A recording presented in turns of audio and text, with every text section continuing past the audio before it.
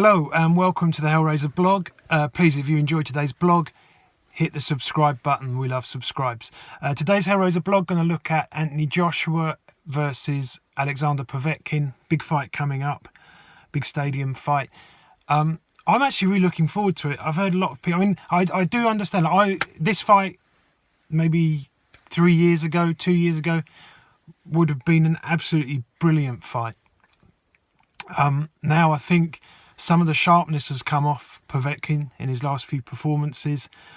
Also the fact that Anthony Joshua seems to have grown a bit wiser in his own tactics. You know, he's been a lot less, like if you look at him against Carlos Takam and in his last fight with Joe Parker, he seemed quite reserved, quite conservative, safety first, not quite to the levels that we saw with Klitschko. Please God, don't let him go the full hog all that way. But in the fight against Povetkin, you couldn't really blame Joshua for engaging those sort of boring tactics because Povetkin is dangerous. I mean, Povetkin's best punch is his left hook. He's actually got a good right hand. He sort of hooks his right hand. He has like a coming around the outside right hand that could prove problematic. I mean, if we look at, as I've documented in previous blogs, if you saw the blog I did when he was boxing Carlos Takam, I already predicted in that fight, okay, look, I've spotted Joshua seems to have problems with these short, mobile inside guys. Right back to the amateurs, there's a stoppage defeat, although Povetkin isn't a southpaw, but it's still a real, I think, a potential banana skin. If it had been when Povetkin was a little bit fresher, a little bit younger, I'd have said it was a real big potential banana skin. I still think that there can be problems. Basically, the tactics of the fight, I think, from Joshua's point of view, he's got to keep it long. He's got to use his feet to move sideways so that he can maintain that distance for as long as he can. And I think he needs to kill the pace of the fight for the first 3 or 4 rounds. He needs to break the rhythm and do everything that he can to make it a slow pace fight. I think Povetkin is the other way. He needs this to escalate. He needs to engage with Joshua. If Joshua can keep it at long range and keep the pace of the fight very slow and move away maybe from Povetkin's left hook, so move to his left, certainly for the first 3 or 4 rounds, until Povetkin, look, he's no spring chicken now. He's come up to, I think, 40 years old. And he has looked shot-worn in his last 2 fights. There's also been issues with Povetkin with PEDs, performance-enhancing drugs. And, we're led to believe, or I think we do believe now because of the testing, that he won't be taking drugs for this. Well, if he was taking drugs before and he isn't now, potentially that could impact on the performance, like maybe take an edge off it slightly. My main reason why I think Povetkin might be a little bit slower is in recent performances, what we've seen of him. He's a very good fighter, a very dangerous fighter, Olympic Games champion. He's a good guy. And he's got experience, which may work actually in his favour.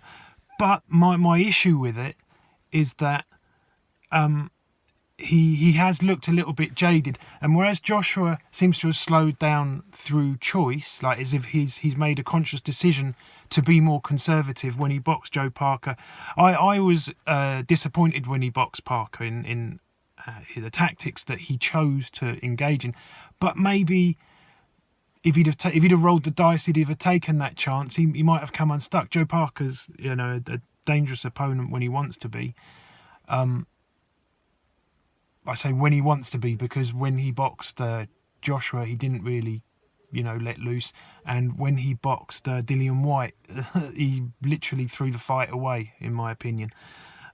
He didn't engage until far too late, and when he did, actually, he was very successful. So he really needed to get going early. Povetkin, I think, really has to. He has no choice. He's shorter, meaning that he's not going to jab Joshua. I don't think he's going to outskill him. I think he needs to engage. I think he needs to close down the distance. He needs to have very quick feet and put Joshua in a position where Joshua has to gamble himself.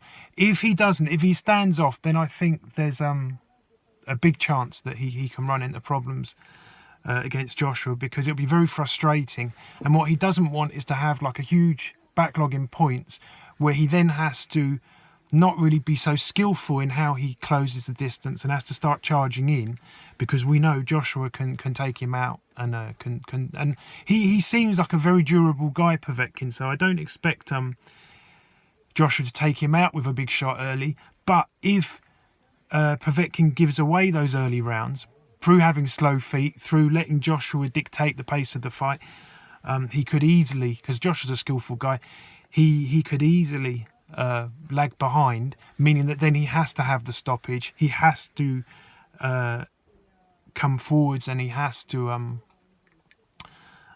take risks that maybe he wouldn't have to if he can himself dictate the pace. And I mean, it's going to be a real task for him to do that, because to get past Joshua's jab, I can tell you, I mean, there's not many heavyweights in the world, certainly today, that can get past that jab. It involves gambling. You have to take chances in order to get your feet in close against a guy that can wipe you out with one punch.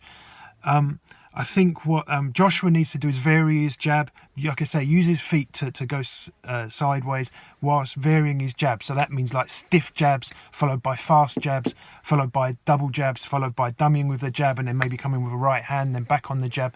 And that will be key to Joshua taking control and winning this. I say that I don't think that at any point in the fight Joshua can completely control it, but if he can, it will be in the second half of the fight, after having worn down Povetkin for the first half. If Joshua gambles, if Joshua starts sort of getting involved in a slugfest, then this is anyone's fight.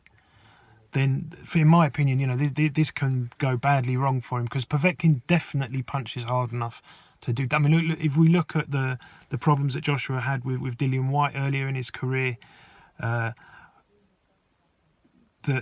we've seen him sort of struggle with even Klitschko. And I mean, look, Klitschko versus Povetkin was a horrible fight.